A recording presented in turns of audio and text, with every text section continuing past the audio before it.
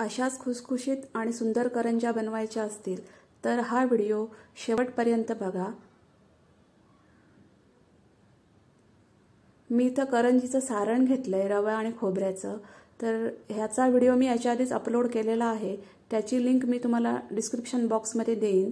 इथं मी 1.5 कप मैदा घेतलाय, मैदा मी चाळून घेतलाय, त्याच्यामध्ये मी चवीप्रमाणे मीठ घालतेय आणि 1/3 कपच्या हाफ मी इथं तेल घेतलंय।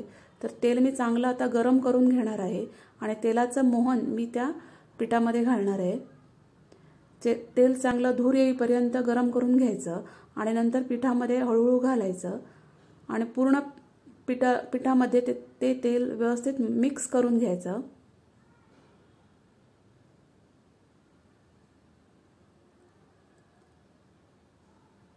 हे बघा, मी व्यवस्थित तेल पिठामध्ये मिक्स करून घेतलेलं आहे। आता मी थोडं थोडं पाणी घालून हे पीठ मळून घेणार आहे। मी तर 1/4 कप पाणी वापरलंय आणि याचा मी एक गोळा बनवून घेणार आहे। गोळा बनवून झाल्यानंतर तो गोळा जवळजवळ 15 मिनिटं तरी तसंच ठेवून द्यायचा, रेस्ट करून ठेवायचा आणि नंतर मग त्याचे छोटे छोटे पेढे बनवायचे। इथे माझा पिठाचा गोळा तयार आहे। मी आता याचे छोटे छोटे गोळे बनवून घेते। साधारणतः पेढ्याच्या आकाराचा गोळा बनवायचा।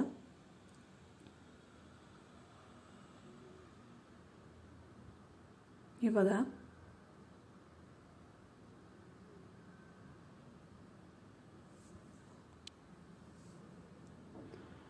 माझे इथे सगळे गोळे बनवून झालेले आहेत। इथं मी थोडं तांदळाचं पीठ घेतलंय आणि थोडा कापूस आणि पाणी घेतलंय आणि हे आपलं सारण आहे।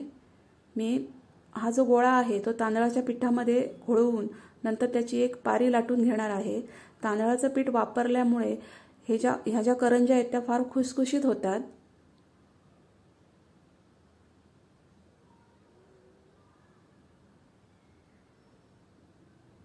पारी जास्त पातळी नाही जास्त जाड नाही, अशी मीडियम लाटायची आणि मध्यभागी करंजीचं सारण घालायचं। साधारणतः 1.5 चमचा मी इथं सारण वापरलंय आणि त्याच्या पूर्ण राऊंडला कापसाने पाणी लावून घ्यायचं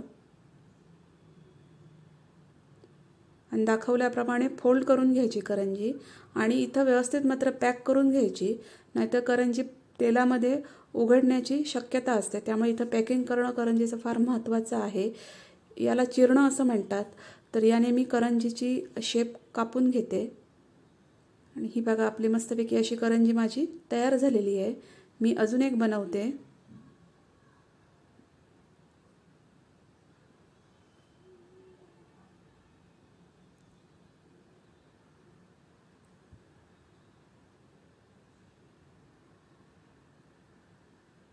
करंजी व्यवस्थित पॅक करून घ्यायची।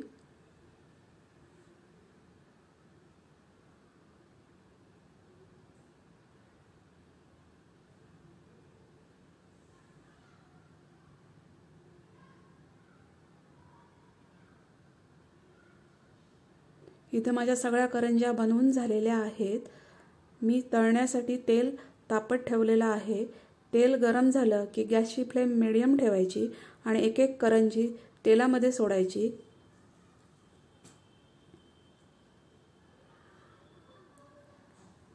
आणि करंजीच्या दोन्ही बाजूला गोल्डन ब्राऊन रंग येईपर्यंत या करंज्या तळून घ्यायच्या।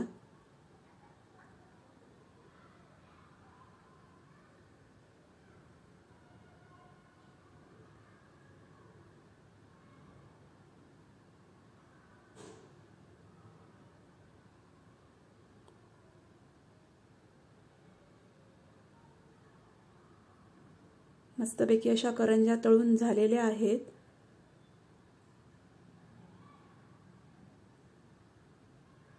गोल्डन ब्राऊन रंगावर करंजी तळल्यामुळे करंजी दिसायला पण खूप छान दिसते आणि चवीला पण खूप छान लागते।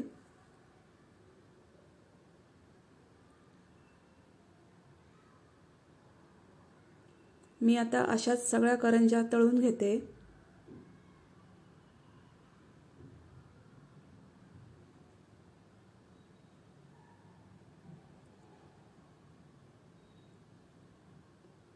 ह्या बघा, माझ्या सगळ्या करंज्या तयार झाल्यात, फार सुरेख दिसतायत।